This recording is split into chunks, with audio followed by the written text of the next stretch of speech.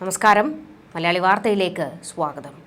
എനിക്കെതിരെ ഗൂഢാലോചന നടന്നു, ജോമോനെയും കൂട്ടരെയും അറസ്റ്റ് ചെയ്യണമെന്ന് പിണറായിക്ക് കത്തുകൊടുത്ത് കാത്തിരിക്കുകയാണ് എബ്രഹാം. എന്നാൽ വിശ്വസ്തന്റെ കത്ത് സർക്കാർ പരിഗണിക്കാത്തതിന് കാരണം ഫോൺ ചോർത്തൽ വിവാദമാകും എന്ന ഭയമാണ്. കോടതി പരിഗണിച്ചൊരു വിഷയത്തിന്മേൽ സർക്കാരിന് അന്വേഷണത്തിന് ഉത്തരവിടുക സാധ്യമല്ലെന്ന വാദമാണ് സർക്കാർ പരസ്യമായി ഉയർത്തുന്നത്. എന്നാൽ പരാതിക്കാരൻ്റേതുൾപ്പെടെയുള്ളവരുടെ ഫോൺ ശബ്ദ സംഭാഷണം തൻ്റെ കയ്യിലുണ്ടെന്ന് എബ്രഹാം കത്തിൽ വിശദീകരിച്ചിരുന്നു. ഫോൺ ചോർത്തൽ നടന്നു എന്നതിന് തെളിവായി ഇത് വ്യാഖ്യാനിക്കപ്പെട്ടു. ഈ സാഹചര്യത്തിൽ ആ പരാതിയിൽ അന്വേഷണം നടന്നാൽ പല വിവാദങ്ങളും ഉണ്ടാകും. വിശ്വസ്തനായ എബ്രഹാമിനെ തൃപ്തിപ്പെടുത്താനായി ആഭ്യന്തര പരിശോധനയ്ക്ക് മുഖ്യമന്ത്രി തയ്യാറാകുമെന്നും സൂചനയുണ്ട്. ഹൈക്കോടതിയിൽ കേസ് നൽകിയ ജോമോൻ പുത്തൻപുരയ്ക്കലും പൊതുമേഖലാ സ്ഥാപനത്തിന്റെ തലപ്പത്തുണ്ടായിരുന്ന മറ്റ് 2 പേരും തനിക്കെതിരായ ഗൂഢാലോചനയിൽ പങ്കെടുത്തുവെന്നാണ് എബ്രഹാമിന്റെ ആരോപണം. 3 പേരും സംസാരിച്ച ഫോൺ വിളികളുടെ ശബ്ദരേഖാ തെളിവുകൾ തന്റെ പക്കലുണ്ടെന്നാണ് മുഖ്യമന്ത്രിക്ക് നൽകിയ 9 പേജുള്ള കത്തിൽ KM എബ്രഹാം അവകാശപ്പെടുന്നത്. പണ്ടും എതിരാളികൾക്കെതിരെ ഫോൺ രേഖകൾ ആയുധമാക്കിയ വ്യക്തിയാണ് എബ്രഹാം. വിശ്വസ്തന്റെ കത്തിൽ നടപടിയെടുത്താൽ പണി കിട്ടുമെന്ന് പിണറായിക്ക് കൃത്യമായി അറിയാം. കാരണം വ്യക്തികളുടെ ഫോൺ ചോർത്താൻ KM എബ്രഹാമിന് ആരാണ് അധികാരം നൽകിയത് എന്ന ചോദ്യം ഇതിനോടകം തന്നെ ഉയർന്നു വന്നിട്ടുണ്ട്. സർക്കാർ സ്വകാര്യ ടെലിഫോൺ കമ്പനികളിൽ നിന്ന് CDR ചോദിച്ചു വാങ്ങാൻ ആരാണ് KM എബ്രഹാമിനെ ചുമതലപ്പെടുത്തിയത് എന്നതും പ്രസക്തമായ ചോദ്യമാണ്. ഇത് രണ്ടും 8ന്റെ പണി കിട്ടുന്നതാണ്. ക്രമസമാധാന ചുമതലയുള്ള DIG മുതൽ DGP വരെയുള്ള ഉദ്യോഗസ്ഥർക്ക് മാത്രമാണ് ഫോൺ ചോർത്താൻ അധികാരം. സർക്കാരിന്റെ മുൻകൂർ അനുമതിയില്ലാതെ ആരുടെയും ഫോൺ 7 ദിവസത്തേക്ക് ചോർത്താം. എന്നാൽ ചോർത്തി തുടങ്ങി 3 ദിവസത്തിനകം ഉദ്യോഗസ്ഥർ സർക്കാരിന് അപേക്ഷ സമർപ്പിക്കണം. ദേശീയ ആഭ്യന്തര സുരക്ഷാ ഭീഷണി, ഗുരുതര ക്രമസമാധാന പ്രശ്നത്തിനുള്ള സാധ്യത, രാജ്യാന്തര ലഹരി റാക്കറ്റുമായി ബന്ധം തുടങ്ങിയ ആരോപണങ്ങളുമായി ബന്ധപ്പെട്ട വ്യക്തികളുടെ ഫോൺ ചോർത്താനാണ് അനുമതിയുള്ളത്. ഇങ്ങനെ സങ്കീർണമായ നടപടിക്രമങ്ങളും കർശനമായ നിയമവും നിലവിലുള്ളപ്പോഴാണ് തനിക്കെതിരെ പരാതിയും ഗൂഢാലോചനയും നടത്തിയവരുടെ CDR ഉണ്ടെന്ന് KM എബ്രഹാം അവകാശപ്പെടുന്നത്.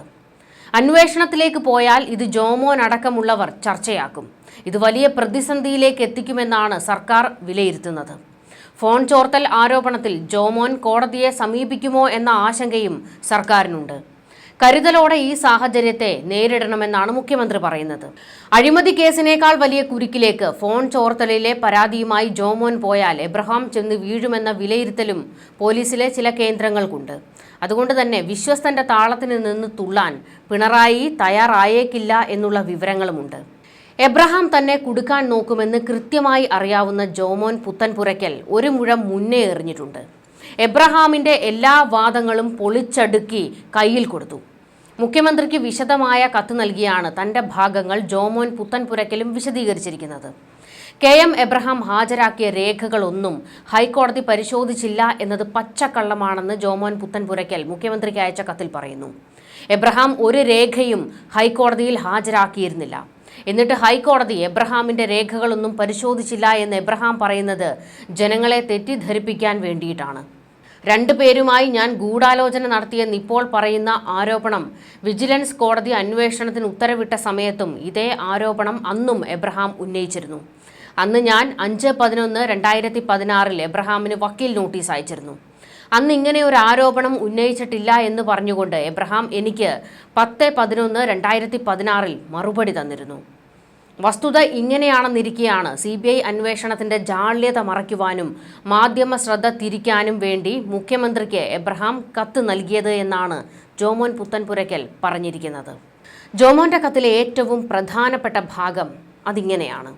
മുഖ്യമന്ത്രിക്ക് നൽകിയ കത്തിൽ എനിക്കെതിരെ പറഞ്ഞിട്ടുള്ള ആരോപണങ്ങളെല്ലാം ജസ്റ്റിസ് K. ബാബു മുൻപാകെ KM എബ്രഹാം ഉന്നയിച്ച് ഹൈക്കോടതി തള്ളിക്കളഞ്ഞ ആരോപണങ്ങളാണ്. KM എബ്രഹാമിനെ പ്രതിയാക്കി FIR രജിസ്റ്റർ ചെയ്ത് CBI അന്വേഷണം നടത്താൻ ഹൈക്കോടതി 11/4/2025 ഉത്തരവിട്ടതിന് ശേഷം വാദിയായ എന്നെ അതേ കേസിലെ പ്രതി മുഖ്യമന്ത്രിയുടെ ചീഫ് പ്രിൻസിപ്പൽ സെക്രട്ടറി എന്ന അധികാരമുപയോഗിച്ച് ഹൈക്കോടതി തള്ളിക്കളഞ്ഞ അതേ ആരോപണങ്ങൾ പോലീസ് IPS ഉദ്യോഗസ്ഥനെ കൊണ്ട് അന്വേഷിപ്പിക്കണമെന്ന് മുഖ്യമന്ത്രിക്ക് കത്തുകൊടുത്തത് നിയമവിരുദ്ധമാണ്. ഹൈക്കോടതി തള്ളിയ കാര്യങ്ങൾ പിന്നീട് മുഖ്യമന്ത്രിക്ക് പരാതി കൊടുത്ത് അന്വേഷിക്കുവാൻ നിയമം അനുവദിക്കുന്നില്ല. മാത്രവുമല്ല, ഒരു പൗരൻ എന്ന നിലയിൽ നിയമപ്രകാരം കോടതിയിൽ കേസ് കൊടുക്കുവാൻ എനിക്ക് അവകാശമുണ്ട്. ഒരു കുറ്റകൃത്യം ചെയ്യുന്ന ഒരാൾ അതിനെക്കുറിച്ച് കുറ്റകൃത്യം ചെയ്യാൻ വേണ്ടി മറ്റൊരാളുമായി ഗൂഢാലോചന നടത്തുന്നതാണ് ക്രിമിനൽ ഒഫൻസ്. നിയമപ്രകാരം ഒരാളുടെ അഴിമതി പുറത്തു കൊണ്ടുവരാൻ ഏതൊരു വ്യക്തിയുമായും സംസാരിക്കുന്നത് ഗൂഢാലോചനയല്ല, ഗൂഢാലോചനയുടെ പരിധിയിൽ വരികയുമില്ല. ഹൈക്കോടതി KM എബ്രഹാമിൻ്റെ വാദം കേൾക്കാതെയാണ് വിധി പറഞ്ഞതെന്ന് എബ്രഹാമിൻ്റെ വാദം കളവാണെന്ന് ജഡ്ജ്മെൻറ്റ് വായിച്ചാൽ ബോധ്യമാകും. എബ്രഹാം ഹാജരാക്കിയ രേഖകളൊന്നും ഹൈക്കോടതി പരിശോധിച്ചില്ല എന്നത് പച്ചക്കള്ളമാണ്. ജനങ്ങളെ തെറ്റിദ്ധരിപ്പിക്കുന്നതിന് വേണ്ടിയാണ് എബ്രഹാം അങ്ങനെ ഒരു വാക്കെഴുതി ചേർത്തത്.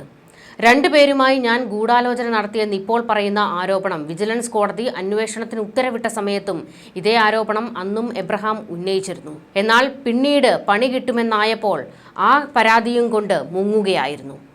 എബ്രഹാമിനെതിരെ CBI അന്വേഷണത്തിന് ഹൈക്കോടതി ഉത്തരവിട്ടതിൻ്റെ കോപ്പി ഇതിനോടൊപ്പം ഹാജരാക്കുന്നു. ആയതിനാൽ ഇത് പരിശോധിച്ച് നടപടി സ്വീകരിക്കണമെന്ന് അഭ്യർത്ഥിക്കുന്നു.